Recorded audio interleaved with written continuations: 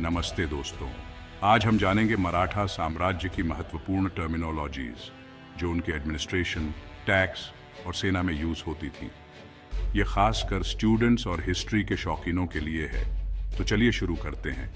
मराठा साम्राज्य एक ऐसी ताकत जिसने भारत के इतिहास में छाप छोड़ी। क्या आप जानते हैं उस शक्ति के पीछे की स्ट्रैटेजी और ऑर्गेनाइजेशन को? आज हम उन्हीं रहस्यों से पर्दा उठाएंगे, उन शब्दों को समझेंगे जो मराठा साम्राज्य की नींव थे। हर शब्द एक कहानी कहता है, एक ऐसी दुनिया की झलक देता है जो वीरता, ब्रेवरी और स्ट्रैटेजी से भरपूर थी। हमारी ये यात्रा शुरू होती है एक ऐसे पद से जो मराठा साम्राज्य के शिखर का प्रतीक था, छत्रपति। ये सिर्फ एक उपाधि नहीं थी, बल्कि एक भावना थी, एक जिम्मेदारी थी, एक विरासत थी। छत्रपति का अर्थ होता है छत्र धारण करने वाला, यानी प्रजा का रक्षक। छत्रपति शिवाजी महाराज, जिन्होंने मराठा स्वराज्य की नींव रखी, वे पहले छत्रपति थे। यह पद शक्ति और प्रेम का संगम था, जहां प्रजा का हित सबसे महत्वपूर्ण था। अगर छत्रपति साम्राज्य के सबसे ऊपर थे, तो पेशवा थे उनकी ताकत का आधार। पेशवा का अर्थ होता है प्रमुख या प्रधानमंत्री। ये कुशल रणनीतिकार और एडमिनिस्ट्रेटर छत्रपति के दाहिने हाथ होते थे। युद्ध हो या शांति, एडमिनिस्ट्रेशन हो या कूटनीति, पेशवा अपनी चतुराई दिखाते थे। बाजीराव पेशवा, नाना फड़नवीस जैसे नाम इस पद का महत्व बढ़ाते हैं। मराठा सेना, जिसके आगे बड़े बड़े शासक डरते थे, उसका नेतृत्व करते थे सेनापति। सेना का मालिक, जिसके हाथों में होती थी लाखों सैनिकों की कमान। रणनीति, वीरता और नेतृत्व क्षमता, ये गुण सेनापति को महान बनाते थे। संताजी घोरपड़े, धनजी जाधव जैसे वीर योद्धा इस पद की शान बढ़ाते हैं। मराठा साम्राज्य बहुत बड़ा था और उसे संभालने के लिए चाहिए थे कुशल प्रशासक, जिन्हें कहते थे सरदार। ये वो योद्धा होते थे जिन्हें किसी इलाके की जिम्मेदारी दी जाती थी। अपने इलाके की रक्षा करना, कानून व्यवस्था बनाए रखना और टैक्स इकट्ठा करना, यह पद साहस और बुद्धिमत्ता का प्रतीक था। सूबेदार यानी एक प्रांत का शासक। मराठा साम्राज्य कई प्रांतों में बंटा था और हर प्रांत का मुखिया होता था सूबेदार। यह पद बहुत ही जरूरी था, क्योंकि पूरे प्रांत की जिम्मेदारी इन्हीं के ऊपर होती थी। कर इकट्ठा करना, कानून व्यवस्था ठीक रखना और प्रजा का ध्यान रखना, ये सब सूबेदार के काम थे। अब आते हैं उस पद पर जो सीधे जनता से जुड़ा था, मामलतदार। ये अधिकारी एक क्षेत्र के एडमिनिस्ट्रेशन, टैक्स कलेक्शन और न्याय व्यवस्था का ध्यान रखते थे। किसानों से टैक्स इकट्ठा करना, जमीन के रिकॉर्ड रखना और झगड़ों का निपटारा करना, ये सब मामलतदार का काम था। अमात्य या माजूमदार, अमत्या मजूमदार, मराठा साम्राज्य की मजबूत अर्थव्यवस्था का राज था। अच्छा वित्तीय प्रबंधन और इस काम को देखते थे अमात्य या माजूमदार। ये पद आज के वित्त मंत्री की तरह था। राजस्व का हिसाब किताब रखना, खर्चों पर ध्यान रखना और नए कर सिस्टम्स लागू करना, ये सब अमात्य करता था। न्यायाधीश, न्यायाधीश, न्याय जो किसी भी अच्छे समाज की नींव होती है, मराठा साम्राज्य में न्याय का काम होता था न्यायाधीश के हाथों में। ये वो विद्वान होते थे जो धर्मशास्त्र और कानून के जानकार होते थे।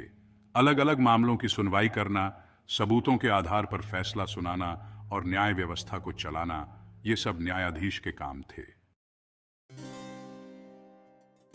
वकिया नवीस, वाकिया नाविस, मराठा साम्राज्य की कहानी सिर्फ युद्धों की नहीं, बल्कि प्रशासन और रणनीति की भी है। और इस कहानी को लिखते थे वकिया नवीस। ये इतिहासकार दरबार की गतिविधियों और महत्वपूर्ण घटनाओं का रिकॉर्ड रखते थे।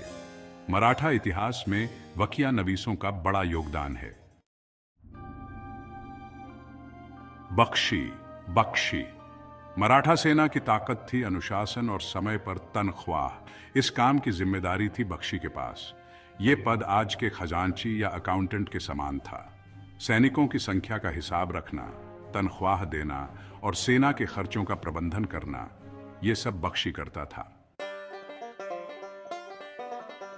कुलकर्णी, कुलकर्णी, गांव जो देश की आत्मा होते हैं, मराठा साम्राज्य में रिकॉर्ड रखने वाला था कुलकर्णी। ये पद ग्राम सेवक या पटवारी की तरह था। जमीन का रिकॉर्ड रखना, टैक्स वसूली का हिसाब रखना और जरूरी कागजात सुरक्षित रखना, ये सब कुलकर्णी का काम था। पाटिल पाटिल अगर कुलकर्णी गांव का रिकॉर्ड कीपर था तो पाटिल था गांव का मुखिया।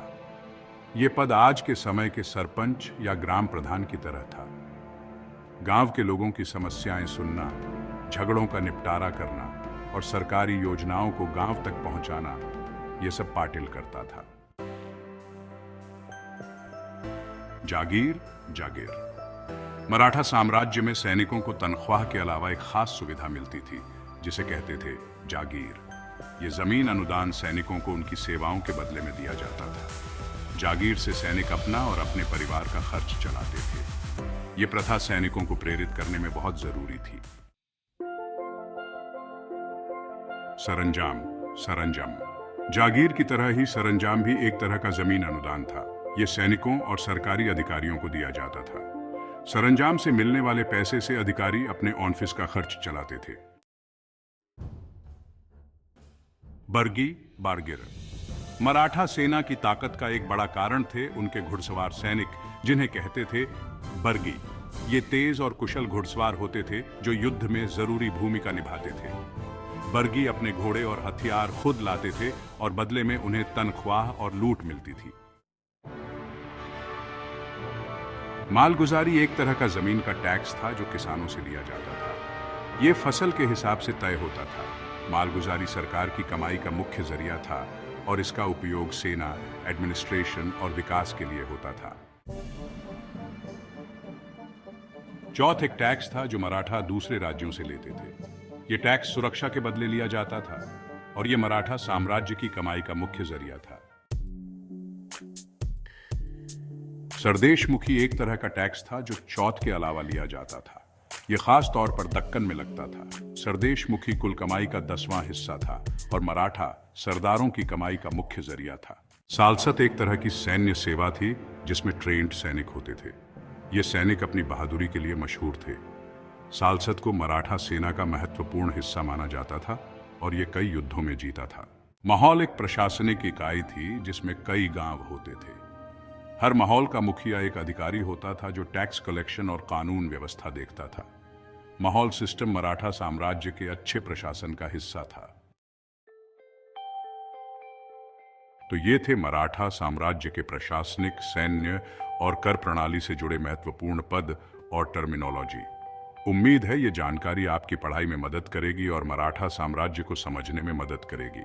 हर शब्द एक कहानी कहता है, एक ऐसे साम्राज्य की कहानी जो अपनी वीरता और मजबूत प्रशासन के लिए जाना जाता है।